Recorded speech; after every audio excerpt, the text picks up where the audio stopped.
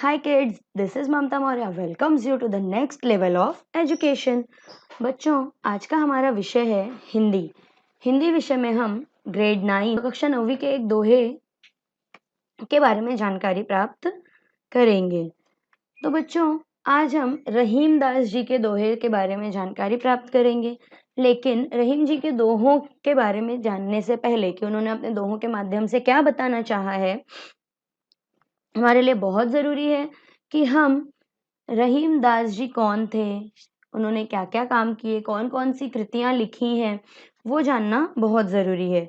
तो बच्चों आइए देखते हैं। बच्चों, रहीम दास जी का जो पूरा नाम है वो था अब्दुल रहीम खान खाना और उनका जन्म सन 1556 में लाहौर में हुआ था, जो कि अब पाकिस्तान में है। बच्चों, रहीम जी अवधी, अरबी, संस्कृत, ब्रज, हिंदी इत्यादि भाषाओं के ना बहुत अच्छे जानकार थे और उनकी जो प्रमुख कृतियाँ थी बच्चों, वो कुछ इस प्रकार हैं। उनकी प्रमुख कृतियों में रहीम सतसई, मदनाष्टक, रहीम रत्नावली, श्रृंगार सतसई इत्यादि कृतियों का समावेश होता है। तो बच्चों, आज आप सोच रहे होगे ना, अरे यार, ये दोहा कहाँ से आ गया? क्योंकि दोहा तो आप बच्चों को पसंद नहीं आता। मैं स्कूल में पढ़ाती हूँ और मुझे पता है, जब भी मैं क्लास में जाती हूँ मैं कहती हूँ कि आज हम दोहा पढ़ेंगे। तो बच्चे तो ये एक्सप्रेशन होता है कि अरे मिस, दोहा तो हमें पढ़ना ही नहीं है, क्योंकि वो उन्हें बहुत बोरिंग लगता है। लेकिन दोहा एक ऐसी अपॉर्चुनिटी जिससे हम हमारे मार्क्स को आसानी से अपग्रेड कर सकते हैं और वो अपग्रेड करने के लिए हमें सिर्फ एक छोटा सा काम करना है। हमें दोहे के जो अर्थ हैं उन्हें अच्छे से याद रखना है। अब उसे याद रखने के लिए आप क्या करोगे? आप दोहा याद रखने के लिए अपने दोहे का जो अर्थ होता है, आप उसे याद रखो, ठीक है? तो अर्थ को याद रखने के लिए आपको क्या करना है? आपको उसे अपने रियल लाइफ से रिलेट करना है, यानी आपके वास्तविक जीवन में जो घटनाएँ घट रही हैं, उनसे आप अपने दोहों को रिलेट करोगे, तो आप बहुत ही आसानी से दोहे समझ जाओगे। तो आगे बढ़ने से पहले आपको मेरा एक छोटा-सा काम करना है। आपको मेरे वीडियो को लाइक, शेयर और सब्सक्राइब करना है। सब्सक्राइब करने से पहली चीज़ तो ये बच्चों कि जब आप सब्सक्रिप्शन करते हो ना, तो मुझे बहुत बड़ा वाला मोटिवेशन मिलता है कि हाँ, बच्चों ने सब्सक्राइब किया है, बच्चों के पेरेंट्स ने सब्सक्राइब किया है, इसका मतलब मैं बहुत ही सही दिशा में जा रही हूँ। दूसरा कि सब्सक्रिप्शन करने से आपको मेरे आने वाले वीडियोज़ के नोटिफ़िकेशंस मिल जाएँगे, ताकि मेरे आगे आने वाले जो वीडियोज़ हैं उनसे आपको और भी ज़्यादा हेल्प हो सके। तो देखते हैं बच्चों कि रहीम जी अपने दोहों के माध्यम से हमें क्या समझाना चाहते हैं। ठीक है बच्चों? आइए अब हम देखते हैं कि रहीम जी अपने दोहों के माध्यम से हम व्यक्तियों को, हम मानवों को क्या समझाना चाहते हैं। और इससे तो आइए देखते हैं कि रहीम जी अपने दोहों के माध्यम से हमें क्या समझाना चाहते हैं। जैसे पहला दोहा दिया है बच्चों, रहीमन धागा प्रेम का, मत तोड़ो चटकाए, टूटे से फिर ना मिले, मिले गांठ पर जाए। अब इसके माध्यम से हमें रहीम जी क्या बताना चाहते हैं बच्चों कि जो धागा होता है, जो हम घर में धागा यूज करते हैं ना, कभी सिलाई करने के लिए, या हम जो कपड़े पहनते हैं उसमें से कोई धागा निकल गया, तो जब हम उसे खींचते हैं, हद से ज्यादा जब हम खींचते हैं तो क्या होता है, एक पॉइंट पर आकर वो टूट जाता है और उसे दोबारा जोड़ने के लिए हम उसमें नॉट लगाते हैं, गाँठ मारते हैं। गाँठ मारने पर क्या होता है, वो मिल तो जाता है, लेकिन उन दोनों के मिल जहाँ उनका मिलाप होता है वहाँ एक गाँठ बन जाती है। जैसा कि इस चित्र में आप देख रहे हो कि यह जो सीधी रस्सी है और एक यह रस्सी है जिसमें यह गाँठ पड़ चुकी है। रहीम जी कहना चाहते हैं कि ठीक उसी तरह इस रस्सी की तरह ही हमारे रिश्ते होते हैं। रिश्तों में रहीम जी कहना चाहते हैं कि जो प्यार का जो धागा है, दो लोगों के बीच में जो विश्वास का धागा है, प्यार का धागा है, जब वो टूट जाता है तो क्या होता है बच्चों कि उसे दोबारा जुड़ने में पहले तो वक्त लग जाता है, और एक बार अगर वो दो लोगों के बीच वापस से विश्वास आया, ट्रस्ट हुआ, दोनों को एक दूसरे पर ट्रस्ट हुआ, तो क्या होता है बच्चों कि दोनों ट्रस्ट तो करते हैं, लेकिन बीती बातों को भूल ना पाने के कारण उनके रिश्ते में कहीं ना कहीं एक दरार आ जाती है, एक गांठ पड़ जाती है। ठीक है बच्चों, आई होप कि आप समझ गए होंगे कि इस दोहे के माध्यम से रहीम जी हमें क्या बताना चाहते हैं। फिर है, रहीमन निज मन की बिथा, मन ही राखो गोय, सुन अठिलई हैं लोग सब, बाटी न लई है कोई। अब रहीम जी कहते हैं कि आपके मन में जो व्यथा है, जो तकलीफें हैं, उसको आपको अपने मन में ही रखना चाहिए। ये नहीं कि हाँ यार मुझे ये तकलीफ है, मुझे वो तकलीफ है। आप हर किसी को नहीं बता सकते हो। यदि आप हर किसी को बताओगे तो क्या होगा बच्चों, कि सुनेगा हर कोई, पर यह ज़रूरी नहीं है कि जो भी इंसान आपकी बातें सुन रहा है, जिसे आप अपनी प्रॉब्लम्स बता रहे हो, उसे सुनने के बाद वो आपको उसका सॉल्यूशन दे। कुछ लोग हमारे लाइफ में ऐसे भी होते हैं, जिसे सुनने के बाद हमारी प्रॉब्लम सुनते हैं, हमारे सामने वो कुछ नहीं कहते और पीठ पीछे जाकर वो खूब हँसते हैं कि हाँ भाई ये इस प्रॉब्लम में है या इस पर ये तकलीफ आन पड़ी है या तकलीफ में है।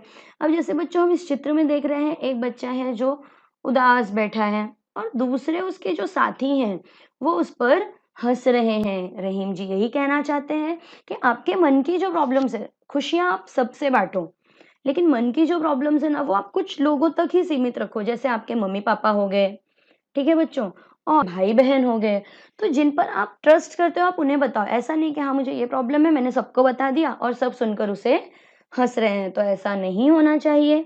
रहीम जी कहते हैं कि ऐसा हमें नहीं करना चाहिए। मन में जो हमारे व्यथा है, जो प्रॉब्लम्स है, जो दुख है, उसे अपने मन तक ही रखना चाहिए। उसे सुनते तो सब हैं लेकिन बांटता कोई नहीं है। तो बच्चों अब तीसरे दोहे के माध्यम से हमें क्या बताना चाहते हैं रहीम दास जी? एकै साधे सब सधे, सब साधे सब जाय, रहीमन मूल ही सींचिबो, फूले फले अघाय। अब बच्चों आपको समझ में आया कि रहीम जी हमें क्या कहना चाहते हैं इस दोहे के माध्यम से? तो बच्चों रहीम जी कहना चाहते हैं कि जैसे मैं आपको एक उदाहरण देती हूँ, ये जो हमारा मन होता है ना बच्चों, इसका शांत रहना बहुत ज़रूरी होता है। हम क्या करते हैं, हम एक ही टाइम पर, मन तो हमारे पास एक ही है, लेकिन हम एक ही टाइम पर बहुत सारे काम करना चाहते हैं। हम सोचते हैं हम ये भी कर लें, हम वो भी कर लें, हम ये भी कर लें। तो ऐसा नहीं होता है। जैसे कहते हैं ना कि एक साथ दो नावों पर सवार नहीं होना चाहिए, डिसबैलेंस हो जाओगे और गिर जाओगे। तो ऐसा बिल्कुल नहीं होना चाहिए। यानी हमें किसी एक चीज़ पर फ़ोकस्ड रहना होता है। अगर हमारा फ़ोकस हम हर किसी पर रखेंगे, हर किसी चीज़ पर रखेंगे, हर किसी विषय या सब्जेक्ट पर रखेंगे, तो क्या होगा? ना हम इसमें ही सफल हो पाएँगे, ना हमें उसमें ही सक्सेस मिलेगी। सक्सेस हमें कहीं नहीं मिलेगी और ढेर सारा काम हमारे पास पड़ा होगा कि ये भी नहीं हुआ, वो भी नहीं हुआ। तो बच्चों, जैसे कि कहा जाता है कि आधे काम को आधे पर छोड़कर हम सोचते हैं कि ये तो आधा है, ये मैंने इससे ज़्यादा किया है। तो एक काम करता हूँ, पहले ये पूरा करता हूँ, फिर इस आधे को मैं पूरा करूँगी। होता क्या है कि ये जो आधा मैंने आधा छोड़ा था, वो आधा रह गया और जब मैं पूरा करने गई थी, वो भी पूरा नहीं हुआ क्योंकि मेरा ध्यान तो उस आधे पर लगा था। इसलिए कभी भी जब हमें एक काम शुरू करना चाहिए, तो सबसे पहले उसे खत्म करना चाहिए। तो यहाँ पर रहीम जी भी हमसे यही कहना चाहते हैं कि एक को ही मानना, एक को ही जानना हमारे लिए पर्याप्त होता है।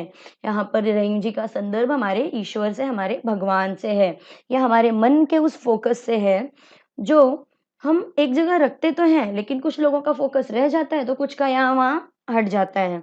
तो ऐसा नहीं होना चाहिए। तो बच्चों, यहाँ रहीम जी कह रहे हैं कि हमें एक को ही जानना है, एक को ही साधना है। साधना मतलब एक को ही मानना है, एक की कही हुई बातों पर चलनी है। अब बच्चों, ये हमारे लिए पॉसिबल है क्या? कि अभी हम जो हमारे गीता में लिखा है हम वो भी माने, जो रामायण में लिखा है हम वो भी मानकर चलें, जो कुरान में है और जो हमारे बाइबल में है, ये सारी चीज़ों के पॉइंटर्स को लेके आगे बढ़ें। ऐसा पॉसिबल है क्या बच्चों? तो नहीं, ऐसा पॉसिबल नहीं हो पाता है। जैसे रहीम जी ने यहाँ पर दिया है आपको एग्जाम्पल कि रहीमन मूल ही सींचिबो, फूले फले अघाय। अब रहीम जी कहते हैं कि जो पेड़ होता है, हमारे लिए उस पेड़ की, देखो बच्चों यहाँ इसकी जड़ दी हुई है, इसका ये जो रूट है ये दिया हुआ है, तो हमारे लिए इसको ही पानी देना काफी होता है। क्या हम कभी भी किसी पेड़, प्लांट या पौधे को जब पानी देते हैं, तो क्या हम उसकी एक एक पत्ती, फूल, फल सभी को पानी देते हैं? नहीं, हम सीधा उस जड़ में पानी देते हैं। जड़ को पानी देने से क्या होता है, वो जो पेड़ है वो हमेशा हरा भरा रहता है। अगर आप पेड़ के एक एक पार्ट को पानी देना शुरू करोगे तो क्या होगा, पेड़ के एक एक पार्ट को पानी देने से वो पेड़ खराब हो जाएगा, सड़ जाएगा। तो ठीक उसी तरह रहीम जी कह रहे हैं कि हमें एक को ही मानना है, एक की बातों पर ही चलना है। अगर आपको लगता है कि नहीं, मेरा फोकस इस चीज पर है, तो हमें उस पे ही फोकस रहना है। ऐसा नहीं कि मेरा फोकस यहाँ है और मैं जा यहाँ रही हूँ, तो क्या होगा, ना मेरा ये काम पूरा होगा, ना मेरा वो काम पूरा होगा। तो बच्चों इस तरह आपको हमेशा फोकस्ड रहना है, एक को ही साधना है, एक को ही मानना है। तो बच्चों हमारा अगला दोहा, रहीमदास जी ने जो अगला दोहा लिखा है वो क्या है देखते हैं। दीर्घ दोहा अर्थ के आखिर थोरे आही, ज्यों रहीम नट कुंडली सिमिट कूदी चढ़ी जाही। अब यहाँ पर रहीम जी हमसे कहना चाहते हैं कि जो उनके लिखे हुए दोहे हैं उनमें अक्षर भले ही बहुत कम हो, उनके शब्द भले ही बहुत कम हो, लेकिन उनका जो अर्थ है, जैसा कि इसके पहले के दोहों में हमने देखा कि जो शब्द और अक्षरों का जो उपयोग है वो बहुत ही कम किया गया है, परंतु इन शब्दों और अक्षरों को मिलाकर जिस दोहे को लिखा गया है उसका अर्थ बहुत ही गूढ़, गूढ़ यानी पक्का, बहुत ही अच्छा और अर्थपूर्ण है, यानी उसका गुण बड़ा विस्तारित है और उसका अर्थ है वो गूढ़ प्रकार का है। गूढ़ प्रकार का है मतलब क्या है बच्चों, कि वो ऐसा अर्थ है कि जो हम अपने रियल लाइफ से रिलेट कर पाते हैं कि अरे हाँ ऐसा तो होता है, ऐसे हम ऐसे ऐसे सिचुएशन में हम ऐसा करते हैं, वैसे सिचुएशन में वैसा। तो यहाँ पर रहीम जी यही कह रहे हैं कि दीर्घ दोहा अर्थ के आखिर थोरे आही, यानी उनके दोहों में अक्षर थोड़े ही होते हैं। ठीक उसी प्रकार जिस प्रकार अब बच्चों हम नटेश्वर को जानते हैं, जो यहाँ पर देखिए, यहाँ पर मैंने चित्र भी दिया हुआ है, पिक्चर भी दी है नटेश्वर जी की। तो जो अपने करतब को दिखाने के लिए, अपने नृत्य को दिखाने के लिए अपने आप को एक कुंडली मारकर, यानी कि अपने आप को सिमटाकर बहुत ही छोटा कर लेता है, यानी उनके डांस में वो डांस उतना इफेक्टिव होता है कि हम देखकर उसे बस देखते रह जाते हैं। लेकिन जब वो अपने आप को सिमटाकर बहुत ही छोटा कर लेते हैं तो इसका मतलब ये नहीं है कि उन्हें कुछ नहीं आता। तो उसी तरह यह दोहा भी है कि दोहे का अर्थ, दोहे के शब्दों या अक्षरों पे मत जाइए, उसका जो अर्थ है उसको आप अपने रियल लाइफ से रिलेट करिए। अब यहाँ पर देखिए बच्चों अगला दिया है, धनी रहीम जल पंक को लघु जी पियत अघाय, उदधि बढ़ाई कौन है, जगत पियासो जाए। अब बच्चों इस दोहे का अर्थ यहाँ पर क्या है, आप में से कोई बता सकता है। अब देखिए यहाँ पिक्चर से हमारा क्लियर हो रहा है कि यहाँ पर एक गंदा पानी है और एक बहुत विशाल बहुत बड़ा समुद्र है। तो आपको समझ में आ रहा है क्या कि इन दोनों का मतलब क्या है। मैं बताती हूँ कि धनी रहीम जल पंक को लघु जी पियत अघाय, यानी कि एक गंदा पानी जहाँ छोटे छोटे जीव होते हैं वो उस गंदे पानी को पीकर, कीचड़ वाले पानी को पीकर अपनी प्यास बुझा लेते हैं। जब उन्हें प्यास लगती है तो वो क्या करते हैं, अब हम तो साफ पानी पीते हैं, लेकिन जो जमीन पर रह रहे हैं, जो जीव जंतु हैं, वो क्या करते हैं, वो इस कीचड़ वाले पानी को पीते हैं। तो उससे उनकी प्यास बुझ जाती है। ठीक उसी के अपोजिट, उसी के उल्टे क्या दिया हुआ है, उदधि बढ़ाई कौन है, जगत पियासो जाए। मतलब कि उस समुद्र में क्या बढ़ाई, जिसके पास आने पर लोग खुश तो होते हैं, उसका व्यू देखकर तो खुश होते हैं, लेकिन वहां जाकर वो अपनी प्यास नहीं बुझा सकते। तो बच्चों आपको समझ में आ गया कि ऐसा पानी जहाँ गंदगी है, लेकिन उस पानी को पीकर भी अगर किसी की प्यास बुझ रही है तो वो पानी भी बहुत ही अच्छा है। लेकिन उस समुद्र में क्या बढ़ाई है, क्या विशालता है उसकी, जब उसके पानी को कोई पी नहीं सकता, उसके पानी को हम यूज नहीं कर सकते। कब तक, जब तक उसका हम शुद्धिकरण ना कर ले, उसे हम प्योर ना कर ले, तब तक हम उसका यूज नहीं कर सकते। तो इस तरह रहीम जी अपने दोहों के माध्यम से हमें बता रहे हैं कि आपको बहुत बड़ा आप बन जाओ, आप पैसों से बड़े बन जाओ, लेकिन सिर्फ पैसों से बड़ा इंसान ही बड़ा नहीं होता बच्चों।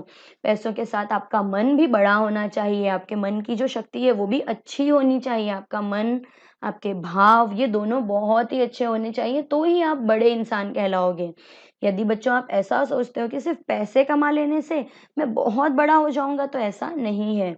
एक अच्छा बच्चों मुझे बताओ, एक अमीर इंसान जो बहुत पैसे वाला है, लेकिन अगर उसमें अच्छा व्यवहार नहीं है, अच्छा आचरण नहीं है, और किसी से बात करने का एक स्वभाव जो है उसका वो भी बहुत ही बुरा है, तो क्या वह व्यक्ति अच्छा है, या वह व्यक्ति अच्छा है जो थोड़ा गरीब है लेकिन वो सबका सम्मान करता है और वो सबसे अच्छे से बात करता है, सबके साथ अच्छे से व्यवहार करता है। तो इस दोहे के माध्यम से रहीम जी हमें यही बता रहे हैं कि आप छोटे ही रहो, लेकिन ऐसे रहो कि आप किसी के उपयोग में आओ। बहुत बड़े बनकर क्या करोगे जब आप किसी की हेल्प नहीं कर पाओगे।